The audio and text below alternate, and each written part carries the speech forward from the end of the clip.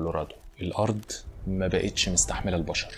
ظهرت آفات زراعية خلصت على كل المحاصيل، وده اللي سبب عواصف ترابية شديدة ونقص في الأكسجين. والبشر اختاروا يقفلوا ناسا ويصرفوا على إعمار الأرض بدل الفضاء. بنشوف كوبر مهندس الطيران اللي كان بيبني سفن فضاء، في يوم وليلة بقى بيزرع ذرة عشان بس يعيش، لحد ما في يوم بنته ميرف بتقوله إن في شبح في أوضتها بيوقع الكتب من المكتبة. وخليك فاكر يا صاحبي الشبح ده عشان هنرجع له قدام.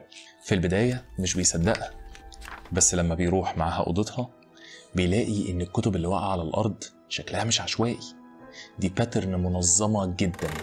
وبيلاقي التراب اللي على الأرض نفسه منظم جدا، نقطة خط نقطتين خط كده يعني. بيستنتج إن دي رسالة بشفرة مورس، ولما بيفكها بيلاقيها إحداثيات مكان.